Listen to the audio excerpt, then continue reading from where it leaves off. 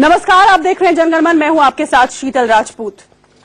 महानगरों में रहने वाले मध्यम वर्ग के लोगों का सबसे बड़ा सपना अपने घर का होता है।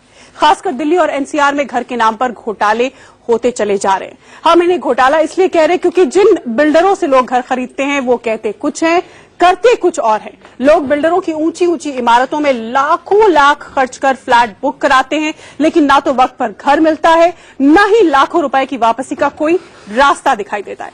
राहुल गांधी ने ऐसे लोगों का मुद्दा उठाकर ऐसे में उम्मीद की एक नई राह दिखाने की कोशिश की है। जनगणमन में आज का सबसे बड़ा सवाल है कि दिल्ली एनसीआर में फ्लैट खरीदकर लोग क्यों भटक रहे हैं। भूमि अधिग्रहण बिल के बाद दिल्ली एनसीआर में बिल्डरों की मनमानी और मोदी सरकार की रियल एस्टेट रेगुलेटर बिल पर सवाल उठा। फ्लैट खरीदकर लोग क्यों भटक रहे हैं। भूमि अधिग्रहण बिल के बाद दिल्ली एनसीआर में बिल्डरों की मनमानी और मोदी सरकार की रियल एस्टेट रेगुलेटर बिल पर सवाल उठाकर राहुल गांधी रातों रात मध्यम वर्ग के चहेते बन गए हैं। राहुल गांधी ने उस मुद्दे को पकड़ लिया जो दिल्ली एनसीआर समेत देश के उन लाखों मध्यम वर्ग के लिए सबसे बड़ा सवाल है कि आखिर उनका फ्लैट कब मिलेगा। मैं आज यहाँ पे होम बायर्स से मिला हूँ और बोलने से पहले मैं इनमें से एक को कहना चाहता हूँ कि वो थोड़ा अपना एक्सपीरियंस बताएं, उसके बाद मैं थोड़ा आपसे बात। सलोनी मेरा नाम सलोनी है और मैंने आरजी रेजिडेंसी में 2012 मई में बुक किया था अपना फ्लैट और इन्होंने मुझे बोला था कि 2000 दिसंबर के अंदर ये पोजीशन दे देंगे और आज तक इन्होंने कोई पोजीशन नहीं दिया, ना ही वो पेनल्टी दे रहे हैं ना ही पोजीशन दे रहे हैं। I am paying the EMI as well as the rent, तो I am facing the problem क्योंकि जो बिल्डर जो है जो हमको सुनने को तैयार ही नहीं हो रहे हैं। तो ऐसे तकरीबन 100-200 लोगों से मैं मिला हूँ और मुझे कुछ आज सीखने को मिला है। और मेरी सोच थी कि जमीन के मामले पे किसान को, मजदूर को, आदिवासियों को दबाया जाता, मगर आज मुझे सीखने को मिला है कि जमीन के मामले में मिडिल क्लास लोगों को भी दबाया जाता है। किस प्रकार दबाया जाता है? ट्रांसपेरेंसी को हटा। राहुल ने मुद्दा उठाया तो उनके सिपाही जमाकर नोएडा एक्सटेंशन पहुंच गए। फ्लैट खरीदने वाले लोगों का दर्द सुना और बिल्डरों के साथ साथ मोदी सरकार को घेरा। 3 बड़ी बातें हैं जो कि बायर्स के लिए फ्रेंडली नहीं है। कारपेट एरिया के डेफिनेशन के साथ छेड़छाड़ करी गई है। दूसरा, बिल्डर्स को इजाजत दी गई है कि वो अपना टाइम लिमिट और एक्सटेंड कर सकें।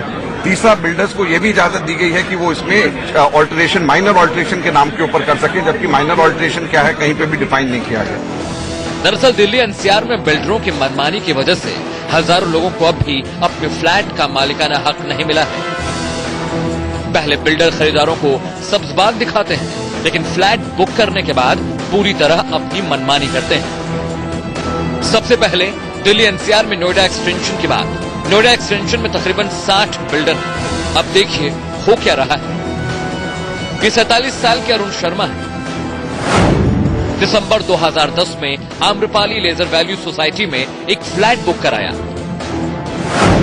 जून 2012 में इन्हें घर का मालिकाना हक मिलना था, लेकिन 11 महीने से पोजीशन के लिए बिल्डर के चक्कर काट रहे हैं। बिल्डर ने हमसे पूरा पैसा ले लिया है। जो मैंने बैंक से लोन लेके बिल्डर को पैसा चुकाया है उसकी EMI जारी है मेरी पर मंथ के हिसाब से। मुझे मकान भी नहीं मिल रहा है, उसकी EMI मुझे देनी पड़ रही है, प्लस उसका इंटरेस्ट देना पड़ रहा है। घर मिलने में देरी हुई तो अरुण ने आम्रपाली ग्रुप से हर्जाना मांगा। जवाब क्या मिला वो सुनिए। बिल्डर जब वो डॉक्यूमेंट साइन कराता है उस पर लिखता है कि मैं, अगर आप लेट पेमेंट देंगे तो मैं 24% इंटरेस्ट लूंगा, अगर मैं लेट करता हूं तो मैं 2% इंटरेस्ट लूंगा। मतलब खुद 24% लेता है, हमको बोलता है आपको 2% वापस दूंगा मैं। 65 साल के राजेंद्र कुमार ने भी 2.5 साल पहले नोएडा एक्सटेंशन के प्रीमियर प्रोजेक्ट में एक फ्लैट बुक कराया। बिल्डर ने 2 साल में फ्लैट देने का वादा किया, लेकिन हकीकत यह है कि अब तक बिल्डर की नींव तक नहीं खोदी गई। प्रीमियर प्रोजेक्ट में कराया था ग्रेटर नोएडा एक्सटेंशन में, वहाँ अभी कुछ नहीं बना, जबकि 2 साल 2.5 साल हो गए पैसा जमा करे हुए। और वहाँ पे नींव भी नहीं खुदी, कुछ काम नहीं हुआ। पोजीशन जबकि 2 साल में देना था, अभी नींव भी नहीं खुदी है। 45 साल के पंकज शर्मा ने साल 2010 में नोएडा एक्सटेंशन में सुपरटेक कंपनी की एक सोसाइटी में घर खरीदा। अगस्त 2014 में घर देने का वादा किया, अब तक नहीं मिला। ये ममता सिंह है। 6 मार्च 2014 को क्रॉसिंग रिपब्लिक के जयपुरिया अपार्टमेंट में 2 कमरों का एक फ्लैट बुक कराया। इन्हें फ्लैट का जो नंबर दिया गया वो है A204। घर बुक करने के वक्त जयपुरिया बिल्डर ने इन्हें जो चिट्ठी दी उसमें साफ लिखा है कि डाउन पेमेंट के बाद घर मिलने तक आपको EMI नहीं चुकानी है, वो कंपनी चुकाएगी। लेकिन जैसे ही इन्होंने बैंक से होम लोन लिया, इनके घर की EMI इनके अकाउंट से कटने लगी। इतना ही नहीं, सितंबर 2014 में पोजीशन लेटर भी दे दिया, लेकिन फ्लैट की हालत यह है कि उसमें रह नहीं सकते। ये विजयलक्ष्मी है। साल 2010 में नोएडा सेक्टर 107 में आम्रपाली हाइब्रिड सिटी में घर बुक कराया। 1.5 साल पहले इन्हें घर मिल जाना था, लेकिन इन्हें अब तक नहीं मिला। हमने इन्वेस्ट किया है नोएडा सेक्टर 107 में, आम्रपाली हाइब्रिड सिटी में। 2010 में इन्वेस्टमेंट की थी और 1.5 साल पहले पोजीशन मिल जानी चाहिए थी। पैसा हमारा सारा इन्वेस्टेड है, बिल्डिंग भी आधी बन के रेडी है, लेकिन अब उसमें कंस्ट्रक्शन 1.5 साल से बिल्कुल रुका हुआ है। हमने जिनकी बातें सुनाई वो बानगी भर है। हजारों लोग बिल्डर्स की मनमानी के शिकार हैं। बस इसका अंदाजा इसी बात से लगा लीजिए कि स्क्रिप्ट लिखने वाला ये प्रोड्यूसर भी पीड़ित है, स्टोरी कवर करने वाला रिपोर्टर भी। यही हाल फरीदाबाद और गुड़गांव का है। जो 95% से लेकर 100% तक अपना पैसा जमा करा चुके हैं निवेशक, उनको अभी तक अपने फ्लैट की पोजीशन नहीं मिल पाई है और वो किराए पर रहने के लिए मजबूर हैं। किसी को ना तो आज तक इन्होंने कोई तैयार करके फ्लैट दिए हैं या विलास दिए हैं। सिर्फ फ्लैट मिलने भर की बात नहीं, बिल्डर खरीदारों के साथ कैसे धोखा करते हैं, खुद राहुल गांधी की जबानी सुनिए। इनको कहा जाता है कि फ्लैट का एरिया, सुपर एरिया इतना होगा, सुपर डुपर एरिया इतना होगा, और अंत में जब फ्लैट मिलता है तो कुछ और मिलता है। राहुल गांधी ने बिल्डर्स की मनमानी के पीछे मोदी सरकार के उस रियल एस्टेट रेगुलेटर बिल को जिम्मेदार ठहराया, जिसमें एनडीए सरकार के बिल में 118 संशोधन कर दिए गए। हमारे बिल में क्लियर ट्रांसपेरेंसी थी। कारपेट एरिया जो आपने साइन किया है वो आपको मिलना चाहिए। तो इन चीजों को उन्होंने डाइल्यूट किया है, प्रो बायर बना दिया, प्रो बायर था, प्रो बिल्डर बना दिया है। तो इन चीजों के खिलाफ हम खड़े हैं। ऐसे में जनगणमन में सबसे बड़ा सवाल कि दिल्ली एनसीआर में फ्लैट खरीदकर क्यों भटक रहे हैं लोग। राहुल के साथ आने से क्या खत्म होगी बिल्डर्स की मनमानी? Bureau report, India news. तो पैसा खर्च करने के बावजूद, पैसा लगाने के बावजूद दिल्ली एनसीआर में एक अदद घर का सपना लिए क्यों भटक रहे हैं लोग? यही आज जनगणमन में बहस का मुद्दा। और राहुल गांधी ने जो बीड़ा उठाया है, क्या वाकई इसका कोई असर होने वाला है? और जिस तरह के आरोप वो सरकार पर लगा रहे हैं कि वो रियल एस्टेट रेगुलेटरी बिल को डाइल्यूट करके उसको और ज्यादा प्रो बिल्डर बना रही है, यानी बिल्डरों के हित की बात कर रही है, उस पर भी हम चर्चा करेंगे। हमारे साथ खास पैनल यहां पर जुड़ा हुआ है। हमारे साथ बीजेपी के नेता विजय जॉली दिल्ली से जुड़ गए हैं। हमारे साथ स्टूडियो में जुड़े हुए हैं अमन पवार, कांग्रेस के प्रवक्ता। हमारे साथ विजय लक्ष्मी, जो कि एक बाय है, जिनको हमने रिपोर्ट में भी देखा कि 2010 में इनको घर मिलना था, अभी तक इन्हें घर नहीं मिला है। अन्नू खान, जो कि प्रेसिडेंट है नोएडा एक्सटेंशन फ्लैट ओनर्स और मेंबर्स एसोसिएशन के, वो हमारे साथ जुड़े हुए हैं स्टूडियो में। इसके अलावा हमारे साथ अभय कुमार, सीएमडी गृह प्रवेश के, मुंबई से जुड़े हुए हैं, और मनोज गौड़, प्रेसिडेंट अध्यक्ष क्रेडाई एनसीआर, यानी एनसीआर की जो बिल्डर्स की एसोसिएशन है उसके अध्यक्ष, उसके प्रेसिडेंट मनोज गौड़ भी हमारे साथ जुड़ चुके हैं। सबसे पहले मैं चलूंगी विजय जॉली के पास। विजय जॉली जी, ये राहुल गांधी ने जो बीड़ा उठाया है मिडिल क्लास का, जिनका एक अदद घर का सपना होता है, राहुल कहते हैं कि जो रियल एस्टेट रेगुलेटरी बिल, जिससे कि बिल्डर्स की मनमानी को खत्म किया जा सकता था, जो वो लेकर आए थे, आपने उसको डाइल्यूट करके, आपकी सरकार उसको डाइल्यूट करके पेश कर रही है और वो और ज्यादा प्रो बिल्डर हो गया है। देखिए, मैं सबसे पहले तो ये बताना चाहूंगा कि रियल एस्टेट रेगुलेटरी बिल, जिसको हिंदी में हम असली जायदाद नियामक बिल कहते हैं, वो इसलिए मोदी सरकार ने लाने का बीड़ा और लाने का निर्णय किया है ताकि रियल टाइम बायर्स और इन्वेस्टर्स को जो बिल्डर्स हैं उनसे बचाया जा सके, उनको प्रोटेक्शन दी जा सके, उनके हितों की रक्षा की जा सके। राहुल गांधी जी इस मुद्दे के ऊपर सरासर 100% झूठ बोलते हुए दिखाई दिए, बिकॉज इस बिल के अंतर्गत हर एक स्टेट के ऊपर रेगुलेटरी अथॉरिटी तय होगी। वो रेगुलेटरी अथॉरिटी के पास जो बिल्डर्स के प्रोजेक्ट्स हैं वो सबमिट किए जाएंगे। विजय जॉली जी, विजय जॉली जी, विजय जॉली जी, मैं आपको विजय जॉली मैं आपके पास अमन आपके पास आऊंगी। विजय जॉली जी, विजय जॉली जी, विजय जॉली जी, मैं आपको कांग्रेस सरकार लेकर के आई थी। एक सेकंड अमन, मैं आपकी नोटिस में कुछ चीजें लाना चाहूंगी। जो कंपैरिजन है जो 2013 में यूपीए सरकार लाई थी और जो आप पेश करने जा रहे हैं, उसके बीच में जो कंपैरिजन है उसमें 3 अहम बातें, उसका मुझे जवाब दे दीजिए। पिछले वाले बिल के मुताबिक जो ड्राफ्ट था यूपीए का, प्रोजेक्ट का 70% पैसा निलंबित खाते में रखना था, आपने इसको घटा के 50% कर दिया। दूसरी बात यह कि बिल्डर को हर तरह की एनओसी लेना जरूरी था पिछले वाले ड्राफ्ट में, लेकिन आपने इससे भी बिल्डर को मुक्त कर दिया। तीसरी जो अहम बात जो है वो जो पिछले ड्राफ्ट में थी और इसमें नहीं है, वो ये कि बिल्डर को सुपर बिल्डअप और कारपेट एरिया को स्पष्ट करना होता था पिछले ड्राफ्ट के मुताबिक, जबकि आपके ड्राफ्ट के मुताबिक बिल्डर को सिर्फ रेंटेबल एरिया स्पष्ट करना होगा। और पहले सिर्फ हाउसिंग प्रोजेक्ट शामिल थे, आपने इसमें कमर्शियल प्रोजेक्ट्स भी शामिल कर दिए डाइल्यूट करके। देखिए, हमने कुछ डाइल्यूट नहीं किया है। हम बायर फ्रेंडली हैं, हम बायर के हितों की रक्षा करने के लिए इस रेगुलेटरी बिल को लाए हैं। अगर हमने बिल्डर्स के पक्ष में इस बिल को लाने की बात हमारे मन में होती तो हम कभी भी रियल एस्टेट रेगुलेटरी बिल को इलैप्स होने देते, और उसके अंदर जो क्लॉजेस हमने दिए हैं, हर एक स्टेट के ऊपर रेगुलेटरी अथॉरिटी होगी, उसके पास प्रोजेक्ट्स सबमिट किए जाएंगे, और कोई भी प्रोजेक्ट बिना अप्रूवल के बायर्स की समय सीमा तय होने के जो अंदर जो डिलेज आती हैं उनको बायर्स के पक्ष के अंदर एजुडिकेट किया जाएगा। ये जो प्रोविजंस हैं ये हम बायर्स के इन्वेस्टर्स, बायर का पक्ष आपने कहा जाना था, तो बायर का पक्ष आपने बायर को बुलाया कहा, बायर को। लेकिन जो राहुल गांधी बोल रहे हैं वो गलत है। वो बिल में संशोधन क्या क्या लेकर के आई है, 118 अमेंडमेंट है जो ये लेकर के आए हैं। अब इसमें जो 3 मुख्य बिंदु थे जिस पर ये कानून आधारित था, सबसे पहली बात तो 2013 में कांग्रेस की सरकार लेकर के आई थी, इनकी सरकार ने सिर्फ इसमें अमेंडमेंट लेकर के आई। तो ये जो सबसे बड़ा मुद्दा था जो लोगों को जिस पर बिल्डर चीट करता था वो था कारपेट एरिया का मुद्दा। विजय जी, एक बार अमन को भी सुन ले। अमन पवार सबसे बड़ा जो मुद्दा था जिस पर बिल्डर बायर्स को चीट करता था वो होता था कि कारपेट एरिया के बदले वो super area, super duper area के नामों पर बायर को चीट करता था। इन्होंने कारपेट एरिया में अमेंडमेंट लाकर अब बिल्डर को इजाजत दे दी है कि वो super duper area, super area के नाम पर दोबारा से फ्लैट बेच सकता है। दूसरी जो सबसे बड़ी चीज थी इसमें वो ये थी कि जो डेडलाइन बिल्डर बायर को देता है कि अगर कहता है मैं आपको 2 साल में फ्लैट कंप्लीट करके दूंगा, तो उसको उस 2 साल के अंदर फ्लैट कंप्लीट करके देना पड़ेगा, वरना उसमें पेनल्टी लगेगी।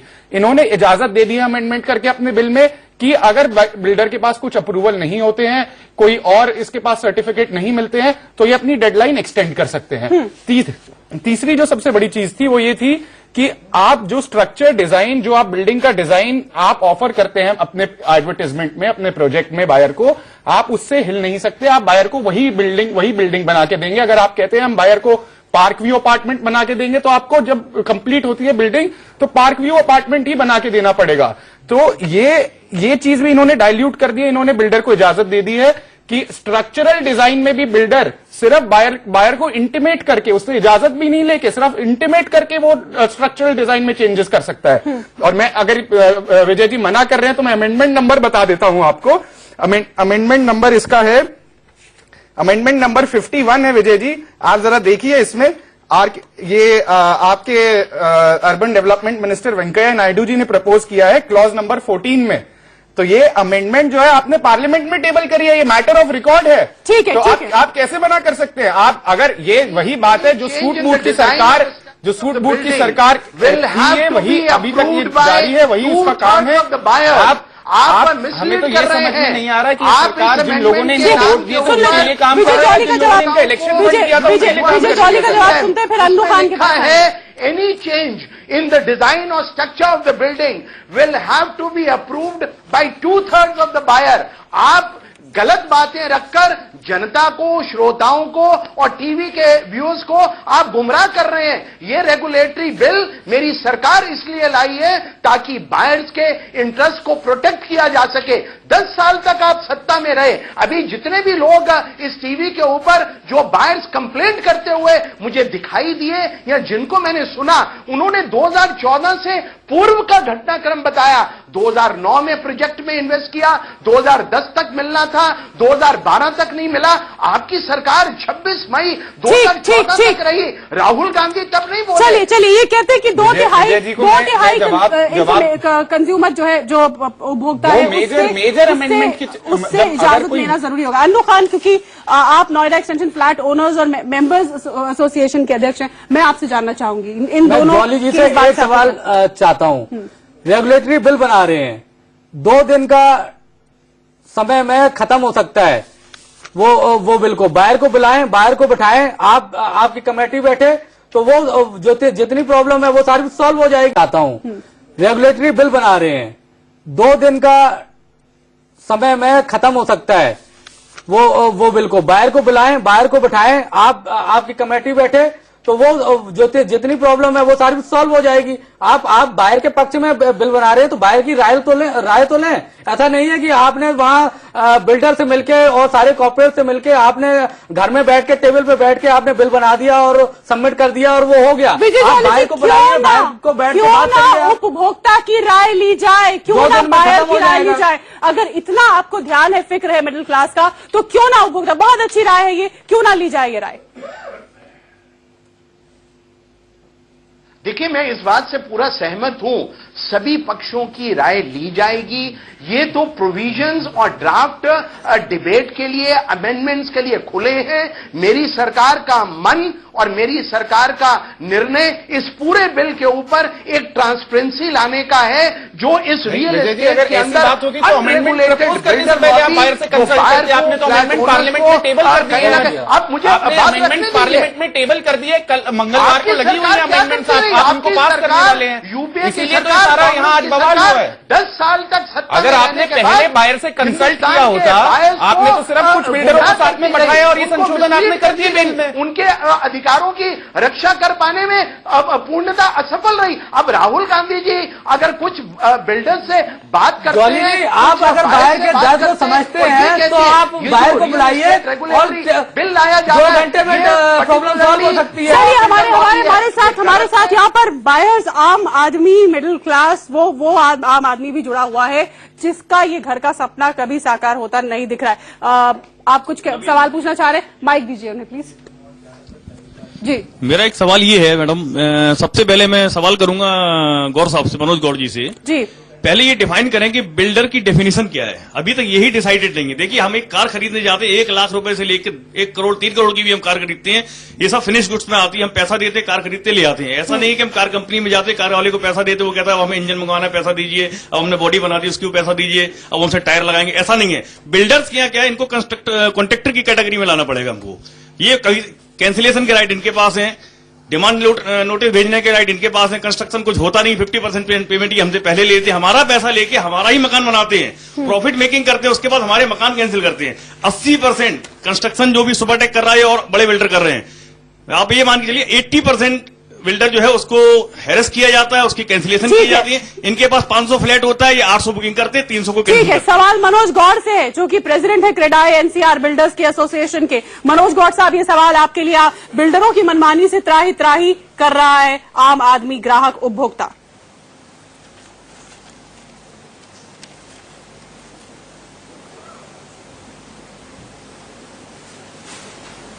गौड़ साहब, अगर आप मुझे सुन रहे हैं तो जवाब दें।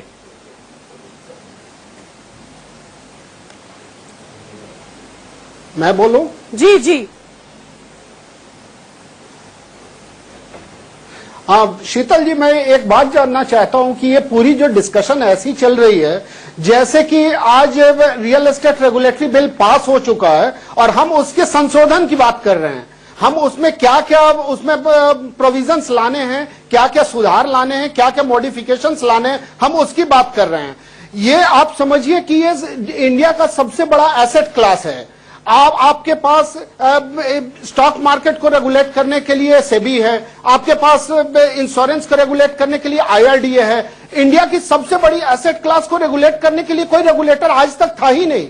आज 67 साल बाद भी यदि हमारे देश हमारी पार्लियामेंट जागी है इस बात पे कि हमें कोई रेगुलेटर लाना चाहिए, तो हमें इस चीज को पहले आने देना चाहिए। एक वैक्यूम जो क्रिएट हो गया था, पहले उस वैक्यूम को खत्म होने दें। साहब, एक सेल्फ रेगुलेशन नाम की चीज भी होती है, वो ला सकते हैं। एक सेल्फ रेगुलेशन नाम की चीज भी होती है कि नहीं होती है? सेल्फ रेगुलेशन सवाल पूछ रहा है। मैं वही बात बोल रहा हूँ। दूसरा है जी, अभय कुमार, माफ कीजिएगा, अभय कुमार बोल रहा हूँ जी। आपको इस बात पे मैं ये बताना हाँ, तो मैं इसी पे ये बोलना चाह रहा हूँ कि आप लोग पहले इस बिल को आने दीजिए। ये लोकतंत्र है, यहाँ कोई ड्रैकोनियन बिल पास भी हो जाए तो उसको इम्प्लीमेंट नहीं किया जा सकता है। तो पहले वो बिल आ जाए, उसके ऊपर डिस्कशन करें। संशोधन तो आती रहती है, 75 से ज्यादा तो हमारे संविधान में संशोधन आ चुका है। ये बात बिल्कुल दोबारा स्पष्ट होती है बिल आया ही नहीं है, में डाइल्यूजन जो हुए हैं वो प्रो कॉर्पोरेट प्रो बिल्डर हुए हैं, और जिस तरीके से ये आने देना चाह रहे हैं। देखिए, अगर जितना जब हम बिल लेकर के आ रहे थे 2013 में, तो हमारे ऊपर भी बड़ा प्रेशर था बिल्डर्स का। पर अब ये जो प्रो बिल्डर्स और ये मूवमेंट हो गई है, उसके बाद ये सब बिल्डर इसको वेलकम कर रहे हैं। इनको फर्क नहीं पड़ता कि कल को ग्राहक को जो फ्लैट मिले वो कारपेट एरिया और सुपर एरिया के बेसिस पे हम आपके या ये डेडलाइन दोबारा मिस कर दे जिसकी इजाजत अब मोदी सरकार ने इनको दे दी है। हम ये जानना चाह रहे हैं कि ये सरकार क्या इन चुनिंदा बिल्डरों कॉर्पोरेट के लिए काम कर रही है, जिन लोगों को मोदी उनके लिए काम कर रही है। हम लोग आपके जवाब सुन लेते हैं अभय कुमार का, उसके बाद में जयंत शेखर हमारे साथ एक और बात जुड़े। जी अभय जी, आप जवाब दीजिए। हाँ, तो यहाँ पर मेन मुद्दा, शीतल जी, यहाँ पर मेन मुद्दा है कि हमारे जो बायर्स हैं, हमारे जो कंज्यूमर्स हैं, उनके राइट प्रोटेक्ट किए जाएं। और इसके लिए कोई बिल है नहीं। पहले बिल को आने दीजिए, उसके बाद डिस्कशन कीजिए कि ये प्रो बिल्डर है या प्रो बायर है।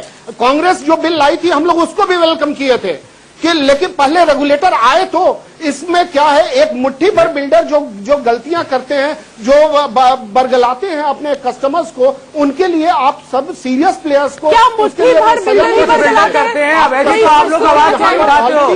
एनसीआर के क्रेडाई के प्रेसिडेंट बैठे हुए थे, क्यों नहीं आवाज उठाते हो? क्यों नहीं करते हैं आप जो बिल्डर गड़बड़ करता है? एक बार जनता उसके अनुसार तो सारे बिल्डर के फेवर में सारे क्लास होते हैं। जितने एग्रीमेंट बनते हैं ये बिल्डर के द्वारा, न तो कोई अच्छी तरह से पढ़ पाता है और हर व्यक्ति इतना लीगली क्वालिफाइड नहीं होता कि उसके अर्थ को समझ पावे। सारे के सारे क्लासेज आज की तारीख में जो एग्रीमेंट्स हैं वो सब प्रो बिल्डर्स हैं। इसके अलावा आज देखिए एक प्रीमिया ग्रुप करके बहुत बड़ा प्रचार हो रहा है पूरे दिल्ली के अंदर बिल्डर्स का, और उसने 39 कंपनीज बना रखी हैं।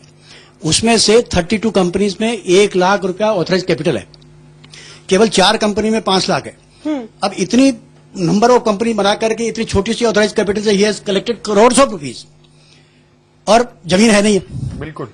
तो इस प्रकार की सिचुएशन आ रही है, इसलिए उनका अभेजी का कहना है कि पहले कानून तो बनने दो और उसको इम्प्लीमेंट करोगे तो पता लगेगा कि भाई कहाँ डिफेक्ट्स है, नहीं तो झगड़े में पड़ जाएगा। बताइए अब अमन, इनका ये कहना है कि कानून पहले आए तो बने तो देखें उसमें क्या। हम 2013 में हम ही इस बिल को लेकर के आए थे। आज भी हम चाहते हैं कि ये बिल जो है जल्द से जल्द पास हो। हम इस बिल को डिले करने के किसी लेकिन आपने तो इसे मुहिम बना दिया। बिल्कुल मुहिम बना दी है, क्योंकि जो इनके जो तीन जो मेन मुद्दे थे, जो 3 मुख्य बिंदु जिस पर ये बिल बनकर के आया था, उसको डाइल्यूट कर दिया है। हम वो ये तीन जो ये मुद्दे हैं, इसको मोदी सरकार वापस ले ले। हम राज्यसभा में इनको समर्थन देके बिल पास करवाएंगे। आपने ये क्यों pro corporate pro builder amendment करी है? ये जो इस सेक्टर में, रियल एस्टेट सेक्टर में जो सबसे बड़ा कोई आदमी जो सफर करता है वो बायर होता है। तो आपकी मंशा होनी चाहिए थी कि बायर को प्रोटेक्ट करना चाहिए। कोई ऐसी सुझाव देते आप जहां से बायर का सेफ गार्ड होता, अब बायर की आप सुरक्षा करते। आपने तो यहां पे बिल्डर को शील्ड करने के लिए सारे अमेंडमेंट्स ले आए हैं। हम सिर्फ उन अमेंडमेंट्स को, सिर्फ इतने लिमिटेड अमेंडमेंट्स को हम अपोज कर रहे हैं।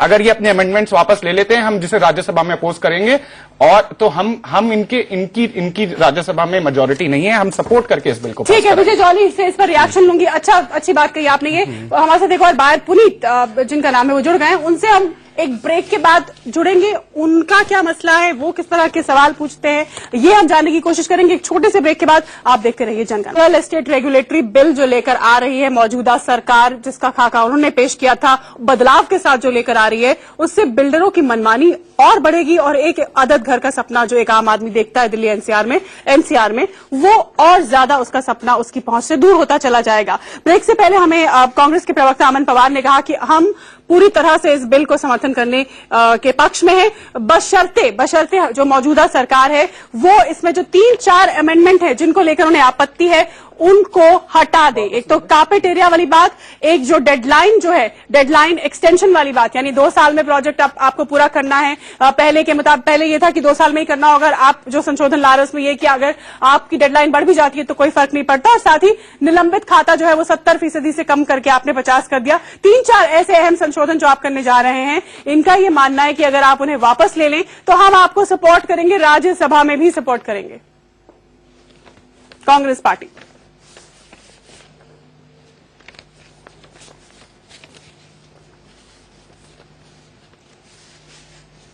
जॉली जी सपोर्ट करेंगे, कांग्रेस पार्टी।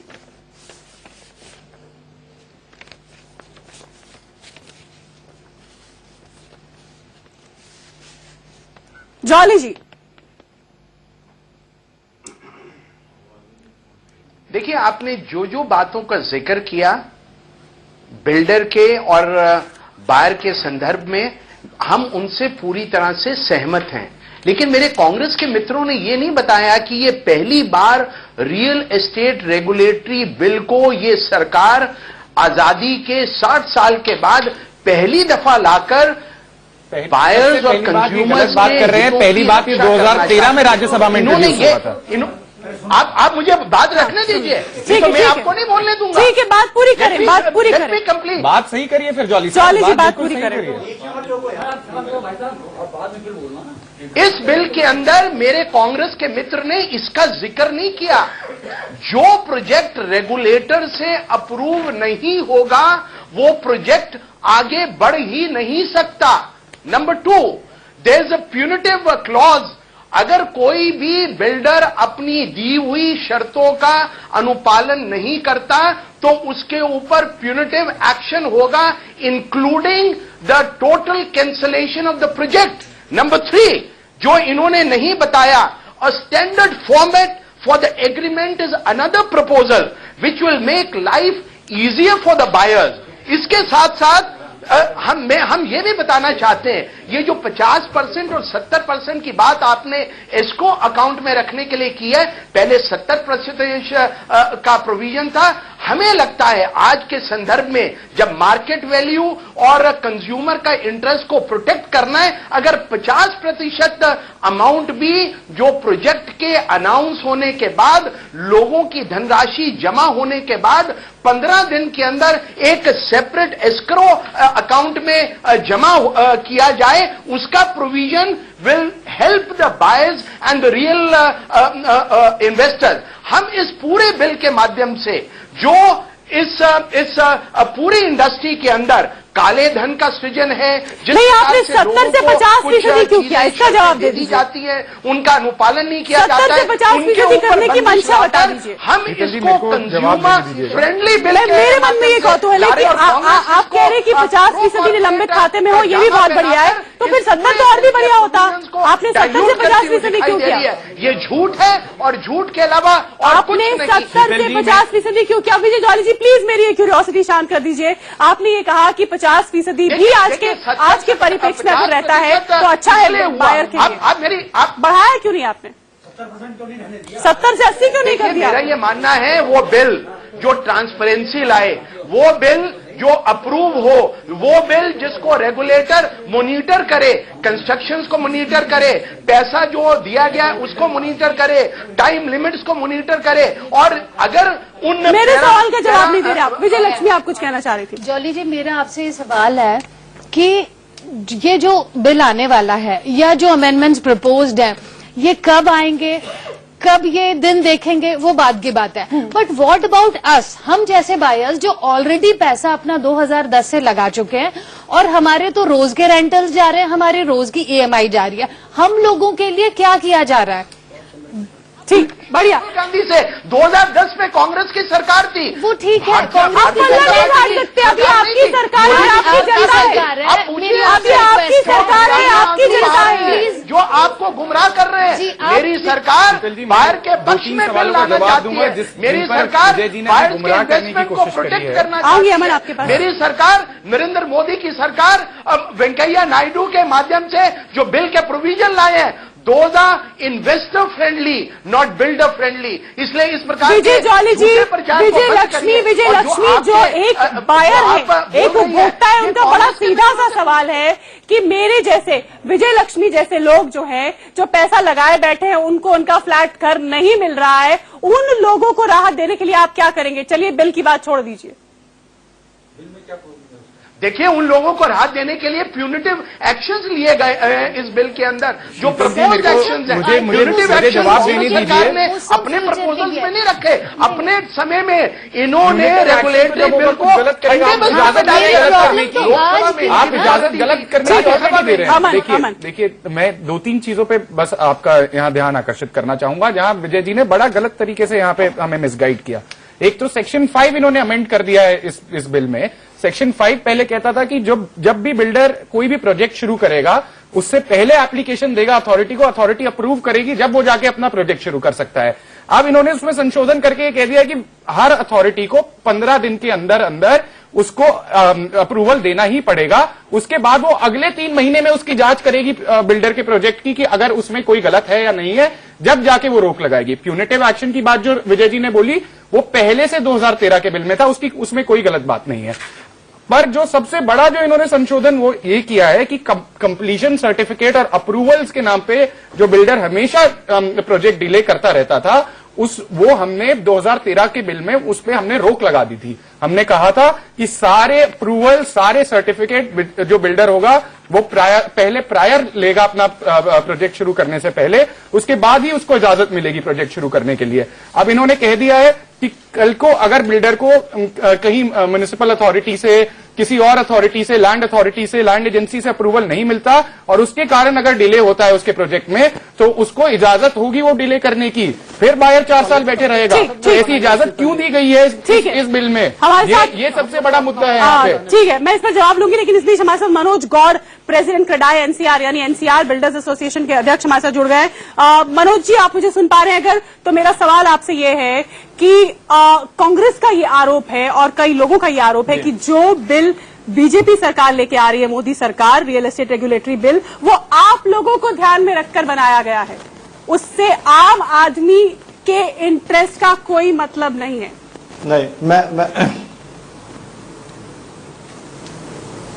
मैं इस बात से बिल्कुल सहमत नहीं हूं। केवल एक गलत फहमी फैलाई जा रही है। इसके 3 मेन पॉइंट जो उठाए गए हैं उसके बारे में मैं बात बताना चाहता हूं आपको। जो है, जहां तक कारपेट एरिया की बात है, कारपेट एरिया को डिस्क्लोज करना अभी भी, पहले भी मैंडेटरी था, आज भी मैंडेटरी है। नहीं, उसमें अमेंडमेंट ला दी गई। सुन लेते। दूसरा 50% वाली जो बात है, नो, उसमें केवल वही बात कह सकता है जो या तो नॉन टेक्निकल है या जिसको रियल एस्टेट के बारे में बिल्कुल कुछ नहीं पता है। जो जी 50% वाली जहां तक बात है, बहुत सारे एरियो में 50% का लैंड की कॉस्ट 70 या 80% तक भी होती है। लैंड खरीदेंगे तभी कोई प्रोजेक्ट बनेगा, बिना लैंड के कोई प्रोजेक्ट नहीं बन सकता। आगे कोई भी लैंड खरीदने के बाद जो है 2-2 साल तक परमिशन की जो है रिक्वायरमेंट होती है। 2 साल लैंड में पैसा लगाने के बाद ही आप प्रोजेक्ट शुरू कर सकते हैं। ठीक है, तीसरा पॉइंट आपका, और फिर मैं आम आदमी आपसे सवाल पूछना चाह रहा हूं। चेंजेस की बात है, अगर किसी टेक्निकल आदमी से पूछेंगे कि नहीं, मैं विजय लक्ष्मी जी का भी जवाब देना चाहता हूं। मैं पहले एक चेंजेस पे आ रहा हूं कि ये कार बनाने के तरह नहीं है बिल्डिंग बनाना। इसमें ड्यूरिंग कंस्ट्रक्शन कई बार स्ट्रक्चर इंजीनियर, कई बार जो है साइट की कंडीशन को देखते हुए माइनर चेंजेस करने पड़ते हैं। किसी सिविल इंजीनियर, किसी स्ट्रक्चर इंजीनियर को बुलाइए। आप एकदम ऐसी लाइन नहीं खींच सकते। ये आप एक सिनेरियो इमेजिन कीजिए कि अगर ये रियल एस्टेट पूरा बिजनेस बंद हो जाएगा तो कौन मकान बनाएगा? क्या गवर्नमेंट बनाएगी या जो उसके जो डिपार्टमेंट है जो आज तक उन्होंने ऐसे मकान बनाए हैं, कौन मकान बनाएगा? अच्छा ठीक है, मेरा एक सीधा सवाल ये है कि वो बायर्स, वो हजारों बायर्स जिनको घर नहीं मिले हैं, जैसे विजय लक्ष्मी जी का केस आपने भी मेंशन किया, ये लोग क्या करें? विजय लक्ष्मी जी के जवाब मैं देना चाहता हूं। हाँ, अभी देना, जब तक ये बिल पास नहीं हो रहा उससे पहले मैं विजय लक्ष्मी जी का जवाब देना चाहता हूं कि जो भी हमारा मेंबर है, हमने एक अपना जो है रेगुलेटरी बॉडी बनाई है अंडर द रिटायर्ड जज जो है, जिसमें आप ऑनलाइन कंप्लेंट कर सकती हैं अगर किसी भी डेवलपर से आपको कोई परेशानी है। अभी लगभग हम 1200 केसेस उसके अंदर सॉल्व कर चुके हैं। टाइम्स ऑफ इंडिया में अभी कल ही आर्टिकल उसका छपा है। क्या आपको इस बॉडी के बारे में पता है? बिना किसी कोर्ट फीस के, बिना किसी चीज के तुरंत उसका सोल्यूशन। हाँ ठीक है। हमारे साथ एक और बायर जुड़ गए, जयंत शेखर। जयंत, आप भी एक बायर हैं और मनोज गौड़ आपके सामने है, ये एनसीआर के बिल्डर्स एसोसिएशन के अध्यक्ष हैं। आपका सीधा सवाल इनसे क्या है? मैंने 2013 में फ्लैट लिया था, 2014 में मुझे पोजेशन मिलना था सितंबर में। बिल्डर ने मुझे एग्रीमेंट बना के दिया कि जब तक आपका पोजेशन नहीं मिल जाता तब तक EMI मैं पे करूंगा। आज तक एक भी EMI बिल्डर की तरफ से पे नहीं किया गया। ये कौन सा प्रोजेक्ट था? ये जयपुरिया बिल्डकॉन प्राइवेट लिमिटेड का प्रोजेक्ट है क्रॉसिंग रिपब्लिक में। गौड़ साहब इसका जवाब दें। आप इसकी डिटेल लेके, ऑनलाइन सिस्टम में कहीं जाने की जरूरत नहीं है, आप हमारी जो है वेबसाइट के ऊपर कंप्लेंट दीजिए। बिल्डर हमारा मेंबर है, तुरंत आपको और बिल्डर को दोनों बुला के मैक्सिमम 3 डेज के अंदर, मैक्सिमम 45 डेज के अंदर आपका सोल्यूशन हम करेंगे। मैं आपको बोल रहा हूँ 3 दिन के अंदर आप इसकी सोल्यूशन की गारंटी दे रहे हैं। को भी एजुकेट करना चाह रहा हूं कि अच्छे और बुरे की पहचान करिए। कौन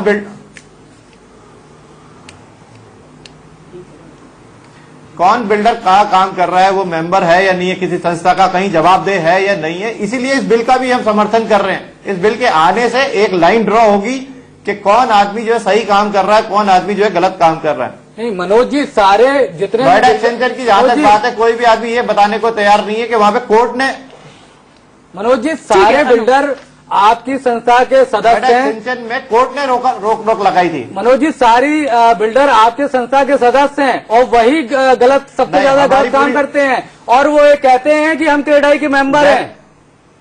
बताइए मनोज। जो सदस्य है उसकी गारंटी, जो क्रेडाई का मेंबर है उसकी गारंटी मैं दे रहा हूं। 2000 कंप्लेन है मेरे पास, 2000 कंप्लेन है। अगर आप कहेंगे तो आपके ऑफिस में कल ही कम 100-200 आदमी लाएंगे और उनकी कंप्लेन आपके सामने रख देंगे। आप सॉल्व करवाइए उनकी प्रॉब्लम।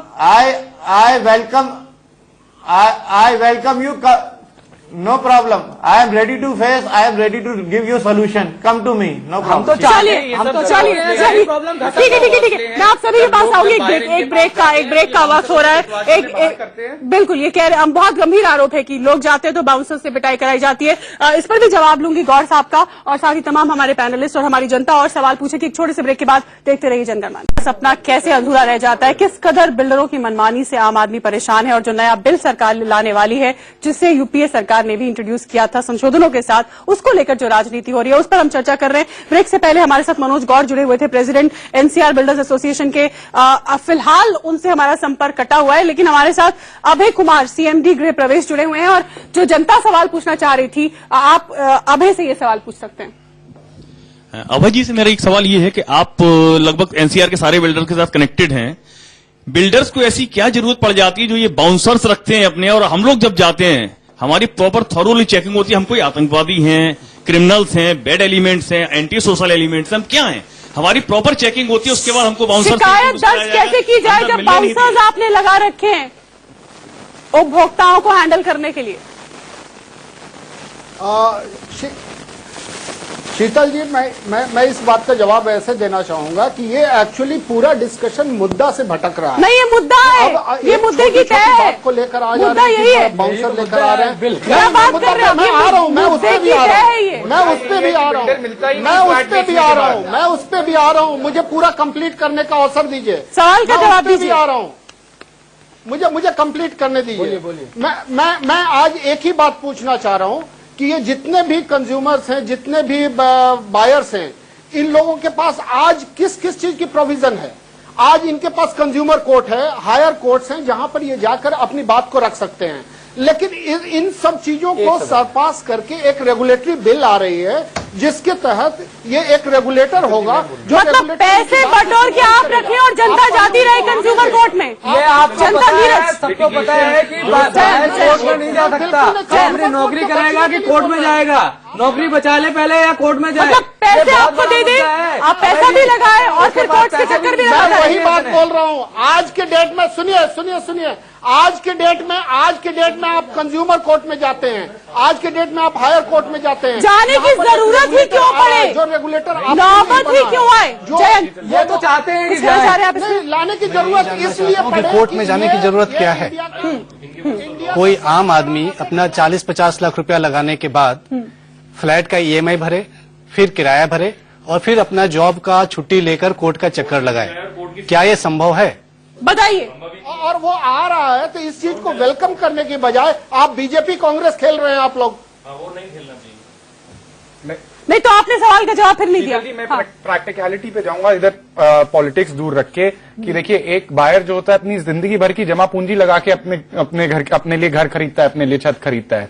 अब आप उसके लिए ये जो बिल है, बिल के लिए कोई मना नहीं कर रहा। हम बिल लेकर के आए थे, बीजेपी भी आज के दिन में बिल वापस पार्लियामेंट में लेके आई है। बिल बिल्कुल पारित होना चाहिए।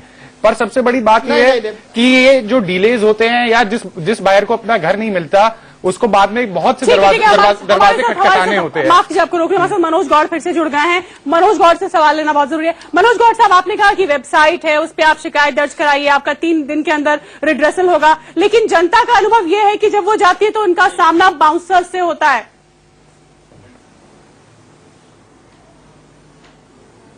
नहीं, मैं इस बात से सहमत नहीं होगी। मेरे जनता से भी थोड़ी सी ये अपील है, हम हमेशा एजुकेट करना चाहते हैं कि आप कहीं भी आंख बंद करके फ्लैट मत लीजिए।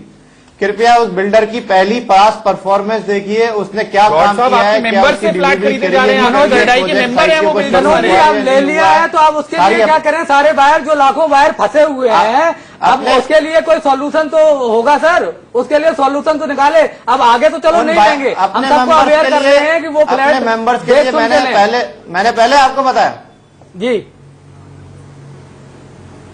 बिल्कुल, मैं अपने मेंबर्स के लिए आपको पहले भी बता चुका हूं, आज दोबारा बता रहा हूं, अपने मेंबर्स के लिए मैं रिस्पॉन्सिबल हूं। आप अब मेरे मेंबर्स के कोई शिकायत है, आप मेरे पास आइए, हम डेफिनेटली उसका सोल्यूशन देंगे। और हमने दिया है अभी तक आपका 80%, 90% जितनी शिकायतें हमारे पास आई हैं, हम उसका सोल्यूशन दे रहे हैं। आपको देना होगा, नहीं तो जनता आक्रामक हो चुकी है। माइक दीजिएगा। आप सुखपाल जी को मेरा एक सवाल, प्लीज आप अपना सवाल पूछ चुके हैं। आप सुखपाल, वेबसाइट क्यों नहीं बताया? हाँ, पहले तो मैं मीडिया का शुक्रगुजार हूं, जिन्होंने जो है इस मुद्दे के ऊपर सबको एजुकेट किया। जनरली ये कहा जाता है कि मीडिया एक्सपोज करता है, लेकिन इस मुद्दे को जिस तरीके से, जिस पॉजिटिव वे में जो है वो लेके आए हैं, मैं उसका सब आम आदमियों की तरफ से शुक्रिया अदा करता हूं। आप सवाल पूछिए प्लीज, समय बहुत कम है हमारे पास। कमिंग टू दी पॉइंट, जैसे अभी बात चल रही है, लड़ाई हो रही है अभी बीजेपी और कांग्रेस की, with all due regards to Modi साहब and Rahul ji, that a political will is coming. A political will is coming. So let us join hands and do something wherein some constructive outcome comes. And with that मैं एक गुजारिश करना चाहूंगा कि कल हम लोग जंतर मंतर पे प्रोग्राम करने जा रहे हैं, और मैं राहुल जी से भी और मोदी जी से भी यही रिक्वेस्ट करूंगा कि अगर ये बिल नहीं पास करवा सकते तो आप हम लोगों को इच्छा मृत्यु का इजाजत दे दीजिएगा, हमें और कुछ नहीं चाहिए। लास्ट मैं मनोज गौड़ साहब से बस अगला सवाल मेरा सवाल गौड़ साहब से है कि इन्होंने कहा कि एक वेबसाइट है, वहां पर आप कंप्लेंट कर सकते हैं जी बिल्डर के खिलाफ, तो वो वेबसाइट बताई जाए। वेबसाइट का एक बार जल्दी से मनोज गौड़ साहब बता दीजिए, शो हमें खत्म करना है। फटाफट वेबसाइट का एड्रेस बता दीजिए लोगों को जो त्रस्त हैं। www.kirdai.com पे आप जाइए, वहां पर आप इसको जो है रजिस्टर्ड कर सकते हैं, और सारे आप जैसे ही उस पर करेंगे आपको पूरा एक फॉर्म मिलेगा, और ऑनलाइन सारा सिस्टम है, कोई पर्सनली आने की जरूरत नहीं है। www.credai.com CREDAI.com। जिस किसी को भी अपने घर से रिलेटेड कोई शिकायत है वो इस वेबसाइट पर जाए, और जैसा कि गौर साहब ने हमें भरोसा दिलाया है कि एनसीआर में जितने भी प्रोजेक्ट हैं उनमें जो भी शिकायतें हैं वो दूर की जाएंगी 3 दिन से लेकर 40 दिन के अंदर। देखते हैं क्या होता है। बिल के ऊपर बहस फिर भी जारी है, बड़ा मुद्दा है, आगे भी हम इस पर चर्चा करेंगे। फिलहाल वक्त की कमी है, वक्त खत्म हो रहा है। आप सभी का हमारे साथ जुड़ने के लिए बहुत बहुत धन्यवाद। जनगणमन में फिलहाल इतना ही। इंडिया न्यूज पर खबरों का सिलसिला लगातार जारी है।